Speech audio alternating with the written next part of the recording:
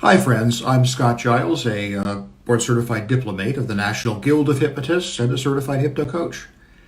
And today I want to talk about what I call the Angst in the Zeitgeist.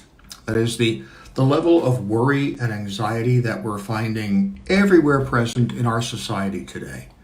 Anguish caused by the spirit of the times. You know, there's trouble in our government.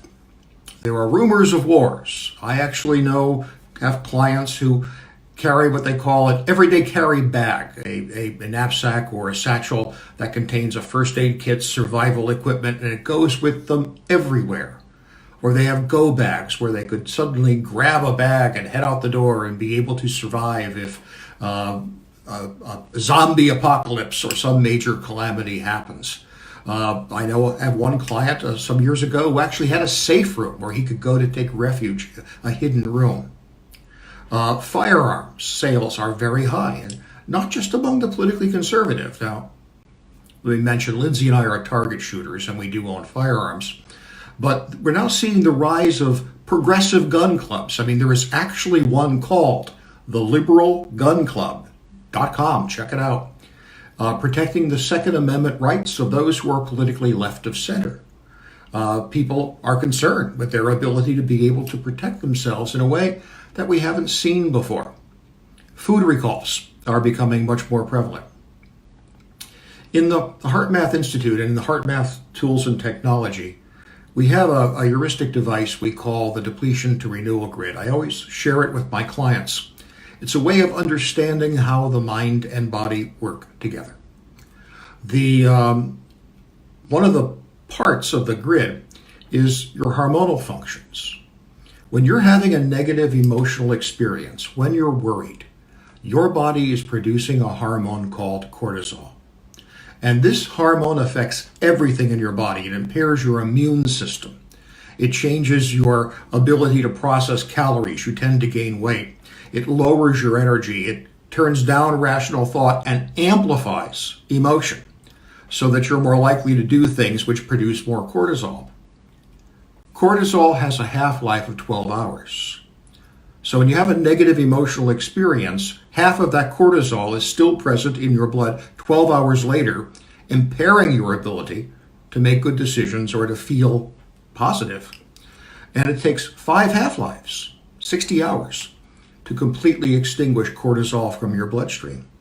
So the consequence of this is that we all have this chemical in our blood, and it produced while we're having negative emotional experiences, produced while we're worried about what's happening in society. And this makes us more emotional and more inclined to get upset.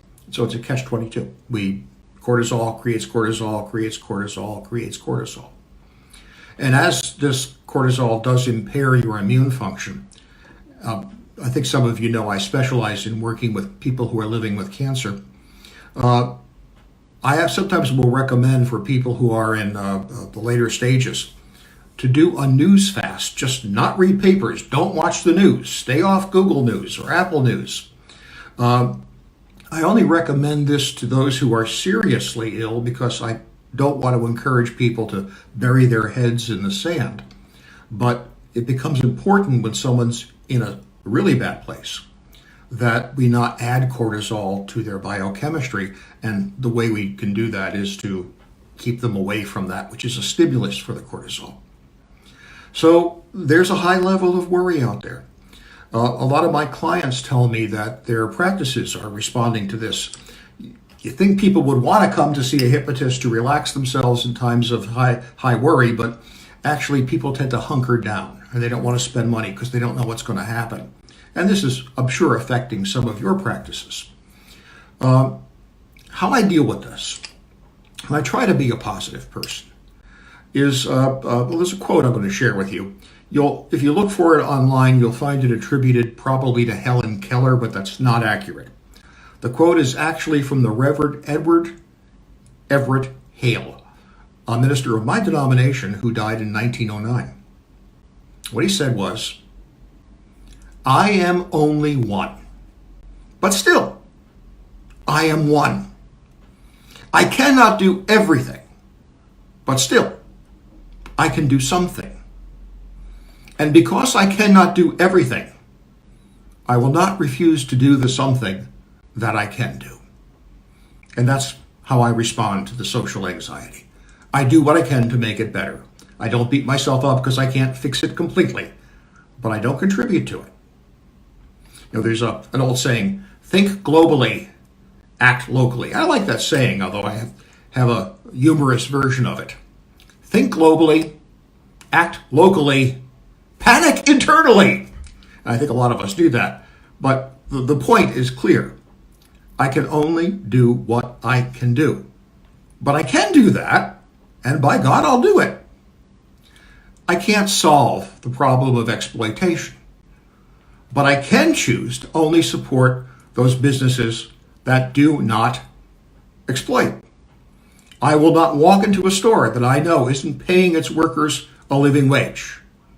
I will not go to a restaurant if I know that that restaurant is owned by a chain that doesn't treat its employees well, doesn't pay them fairly, refuses to give them sick days, doesn't have a pension, and so on.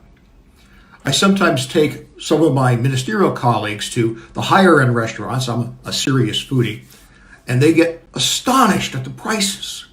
Say, but this is what fair food costs. Everyone who comes in who works at this restaurant, including the couple who comes in at night to clean the kitchen, has a living wage, a pension, a health care package, and I proudly pay that extra fare because I want to make the world a better place, and that's the way I can do it. I consider it a contribution to things that I care about, just like I consider my charitable contributions. I can't solve pollution, but I can take steps not to contribute to it. I can't solve the problems created by big agriculture, but I can support local producers and organic producers. Thich Nhat Hanh, a Buddhist teacher that I admire greatly, now sadly on his deathbed, says, when you feel overwhelmed, remember the most important thing is what you are going to do next. Take some positive step to make the problem better, or at least not to make it worse.